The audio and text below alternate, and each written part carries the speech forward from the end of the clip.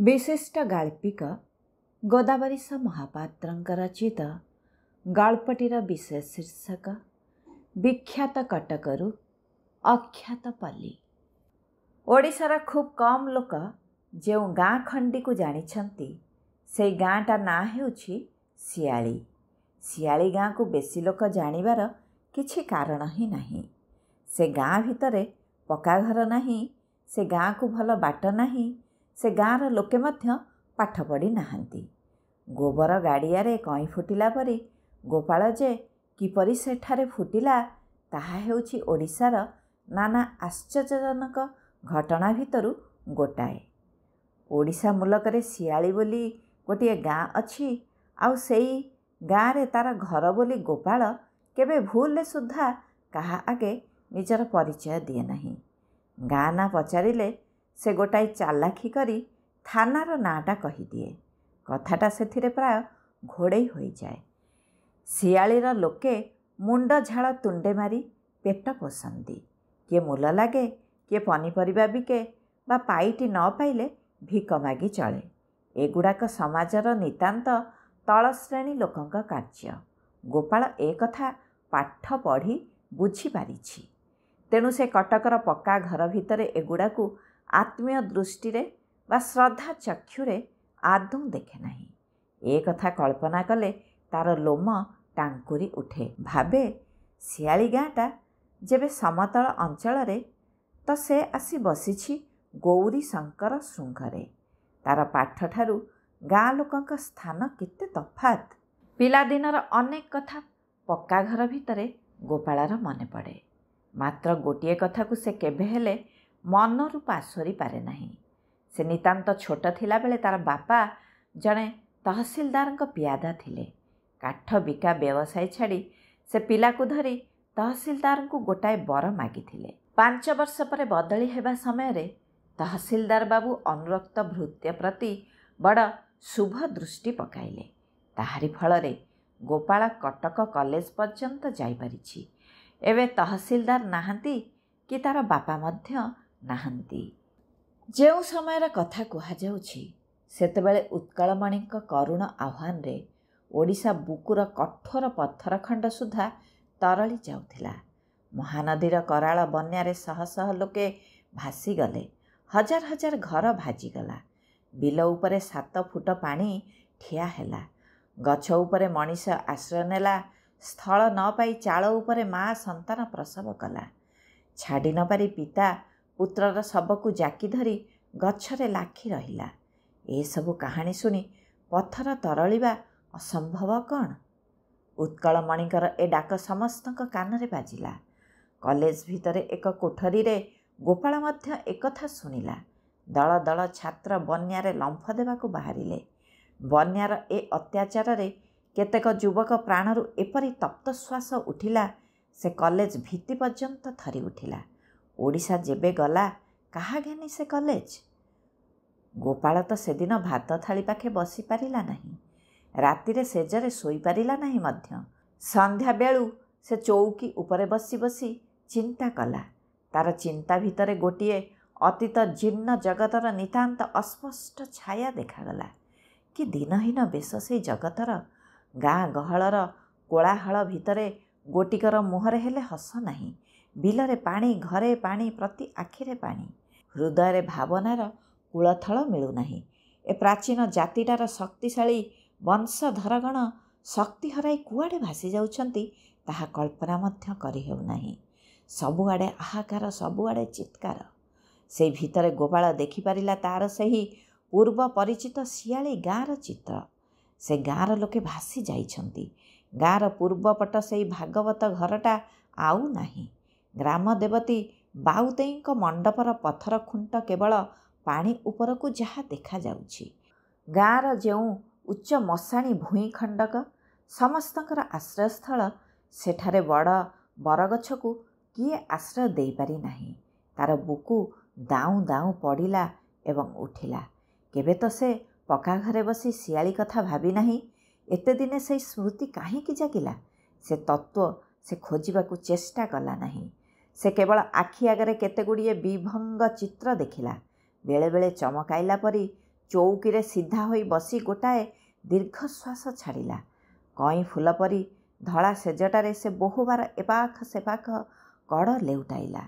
ସେ ଆଖି ଫିଟାଇ ଯାହା ଚିନ୍ତା କଲା, ଆଖି ମୁଦି ରଖି ସେଇ କଥା ମଧ୍ୟ ଭାବିଲା। ଗୋଟାଏ କ୍ଷୁଦ୍ର ପଲ୍ଲୀର ହତଭାଗାଙ୍କ ଚିତ୍କାର ତାର ପ୍ରାଣକୁ ବେଳେବେଳେ ଚମକାଇ ଦେଲା। ବରଫ ଶୁଭ୍ର କାନ୍ଥ ଦେହରେ ସେ ପ୍ରେତଛାୟା ଦେଖିପାରିଲା। କିଏ କହିଲା ଗୋପାଳ ଗୋପାଳ, କିଏ କହିଲା ବାବୁରେ, କିଏ କହିଲା ଧନରେ, କିଏ କହିଲା ଗୋପାଳ ବାବୁ। ଗୋପାଳ ଆଉ ଶୋଇବ କ'ଣ? ଦିନେ ସ୍ୱେଚ୍ଛାସେବକ ଦଳ ବନ୍ୟା ଅଞ୍ଚଳରେ କାମ କରିବା ପାଇଁ ଯେତେବେଳେ ବାହାରିଲେ, ଗୋପାଳ ମଧ୍ୟ ସେମାନଙ୍କ ସଙ୍ଗେ ବାହାରିଲା। ବାହାରିବା ଆଗରୁ ସ୍ୱେଚ୍ଛାସେବକମାନଙ୍କୁ ବହୁତ ଆୟୋଜନ କରିବାକୁ ହେଲା। କେତେଦିନ ପାଇଁ ଲୁଗାପଟା ଓ ଖାଦ୍ୟପେୟର ବ୍ୟବସ୍ଥା ହେଲା। କଲେଜ ଭିତରୁ ଗାଁ ଭିତରକୁ ଯିବା ଅନ୍ୟ ସ୍ୱେଚ୍ଛାସେବକଙ୍କ ପକ୍ଷରେ ଯାହା ହେଉନା କାହିଁକି, ଗୋପାଳ ପକ୍ଷରେ ଗୋଟିଏ ନୂତନ କଥା। କଲେଜରୁ ଗାଁ ତ କମ୍ ତଫାତ୍ ନୁହେଁ। କେତେଦିନ ରହିବାକୁ ହେବ କିଏ ଜାଣେ। ସେଥିପାଇଁ 10 ଖଣ୍ଡ ଅଧିକା ଲୁଗା ନ ନେଲେ ନ ଚଳେ। ଯେଉଁଠାରେ ଲୋକେ ଖାଇବାକୁ ପାଉନାହାନ୍ତି, ସେଠାରେ ପ୍ରତିଦିନ ଜଳଖିଆ ବା କାହୁଁ ମିଳିବ। ତେଣୁ ଇସ୍ତ୍ରୀ ଦିଆ ଲୁଗାପୋଛା ସହିତ କମଳା, ଅଙ୍ଗୁର, ଖଜୁରୀ, ଚିନି, ଅଟା, ଷ୍ଟୋଭ ପର୍ଯ୍ୟନ୍ତ ବ୍ୟବସ୍ଥା ଗୋପାଳ ଅନ୍ୟମନସ୍କ ଭାବରେ କରି ପକାଇଲା। ବନ୍ୟା ସ୍ରୋତ ପଛେ ପଛେ ସ୍ୱେଚ୍ଛାସେବକ ସ୍ରୋତ ଗାଁ ଗହଳକୁ ଚାଲିଲେ। ଦିଗନ୍ତ ବିସ୍ତୃତ ବିଲ ପଡ଼ିଆ, ସେ ଭିତରେ ମଫସଲର ଚିହ୍ନ ସୁଦ୍ଧା ନାହିଁ। ବନ୍ୟାର କରାଳ ଜିହା ସବୁ ଶେଷ କରି ଦେଇଛି। ଦୂରରୁ ଦେଖିଲେ ଠାଏ ଠାଏ ଗଛ ଗହଳରେ କେତେଟା ଘର ଯାହା ଦିଶୁଛି, ତାହାରି ଭିତରେ ହତଭାଗା ଚାଷୀ ଭାଇଙ୍କ ସଂସାର। ସେ ଭିତରକୁ ଯିବାକୁ ହେଲେ କାଦୁଅ ପାଣି, କଣ୍ଟା, ଖୁଞ୍ଚା, ଅମଡ଼ା ରାସ୍ତା ସବୁ ଭେଟିବାକୁ ପଡ଼ିବ। ସେ ଭିତରର ଜୀବଙ୍କ ସେବା କରିବାକୁ ହେଲେ ନିଜକୁ ମଶା, ମ୍ୟାଲେରିଆ, ଜ୍ୱର, ମହାମାରୀ, ବସନ୍ତର ସମ୍ମୁଖୀନ କରିବା ଛଡ଼ା ଅନ୍ୟ ପନ୍ଥା ହିଁ ନାହିଁ। କଟକ ବ୍ରହ୍ମପୁରର ରାଜରାସ୍ତା ସେଠାରେ ନାହିଁ କି ପୁରୀର ବଡ଼ଦାଣ୍ଡ ସେଠାରେ ନାହିଁ। ତେଣୁ କଟକ କୋଠରୀରୁ ଯେ ଏହା ବହୁତ ଦୂରରେ, ତାହା ଗୋପାଳ ବୁଝିବାକୁ ବାକି ରହିଲା ନାହିଁ। କଟକ ଛାଡ଼ିଗଲା ବେଳେ ଗୋପାଳର ମନ ଯେପରି ଥିଲା, ବନ୍ୟା ଅଞ୍ଚଳର ମାଧପୁର କେନ୍ଦ୍ରକୁ ଆସିଲା ବେଳକୁ ତହିଁର ଘୋର ପରିବର୍ତ୍ତନ ହୋଇସାରିଛି। 3 ଦିନର ରାସ୍ତା, ତାକୁ ଲାଗିଛି ଠିକ୍ 3 ବର୍ଷ ପରି। ଚାଲି ଆସିବାରେ ତାର 4ଟା ଇସ୍ତ୍ରୀ ଦିଆ ଧୋତି କାଦୁଅ ଛିଟିକି ନଷ୍ଟ ହୋଇଯାଇଛି। ସାଙ୍ଗରେ ବୋହିଥିବା ସୁରେଇର ଛଣା ପାଣି ସରିଯିବା ଫଳରେ ବାଟରେ ଭଲ ପାଣି ଟୋପାଏ ପିଇବାକୁ ମିଳିନାହିଁ। ଜୋତା ଲଗାଇବାର ଆଦୌ ସୁବିଧା ଘଟିନାହିଁ। ତେଣୁ ଅନଭ୍ୟସ୍ତ ଗୋଡ଼ରେ 2ଟା କଣ୍ଟା ଗଳିଛି ଓ ଗୋଟିଏ ଗେଣ୍ଡା କାଟିଛି। ଆଣିଥିବା ଜଳଖିଆ ଅଧାରୁ ବେଶୀ ଶେଷ ହୋଇଯାଇଛି। ଏପରି କ୍ଷେତ୍ରରେ ତାର ମନ ଖୁବ୍ ବିଗିଡ଼ି ଯାଇଛି। ଚାଉଳ ଦିଆ କେନ୍ଦ୍ର, କେବଳ ସେଠାରେ ଜନସମୁଦ୍ର। ଦରିଦ୍ର ନିଃସହାୟ ପଲ୍ଲୀବାସୀ ପ୍ରାଣପ୍ରିୟ ପିଲା କୁଟୁମ୍ବ ଧରି ମୁଠାଏ ମୁଠାଏ ଚାଉଳ ପାଇଁ ସେଠାରେ ଜମା ହୋଇଛନ୍ତି।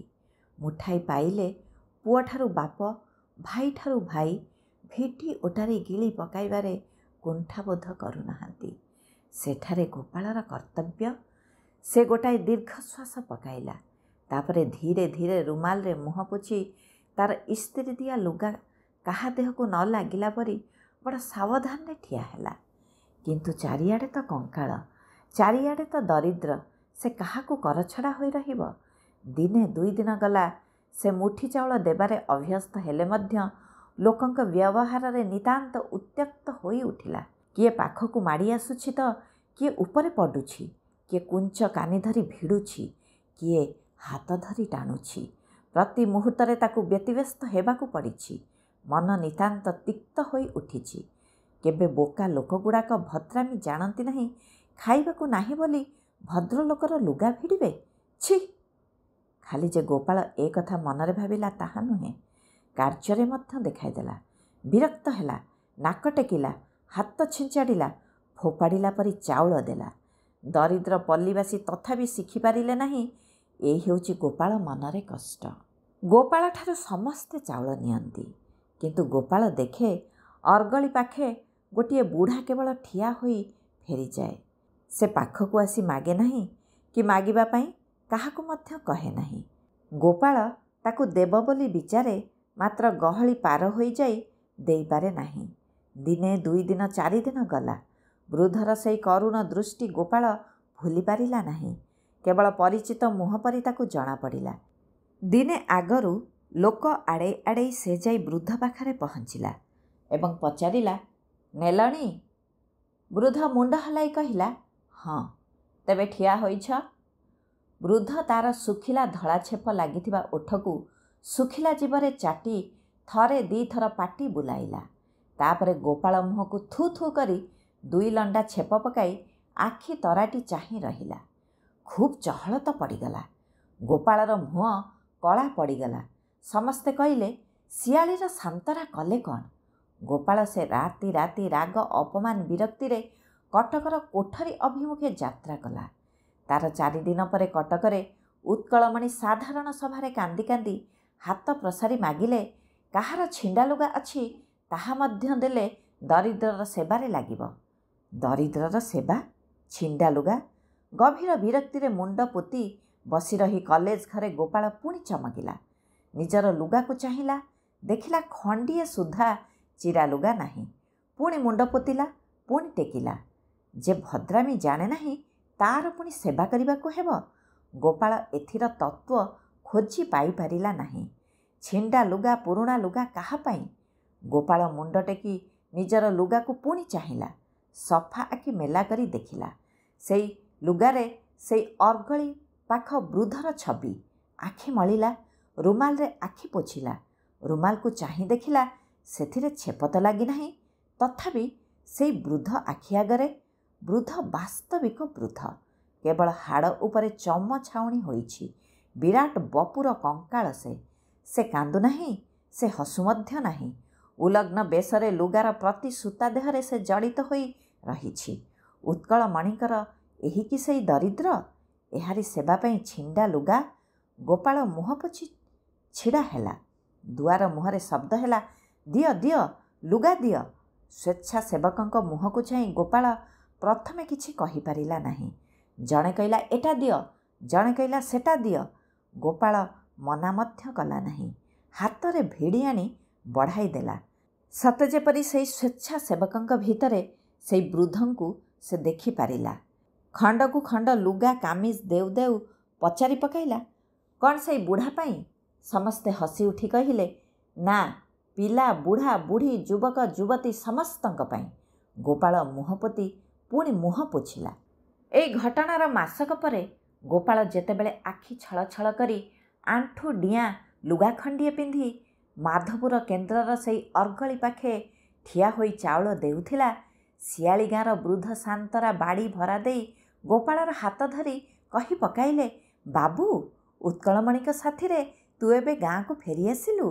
ଗୋପାଳର ମୁହଁ ହସରେ ଫାଟିଗଲା। କହିଲା, ହଁ, ଫେରିଆସିଲି ତମରି ଯୋଗୁଁ। ତମର ଛେପ ମୋ ଆଖିରେ ଲୁହ ପାଲଟିଗଲା।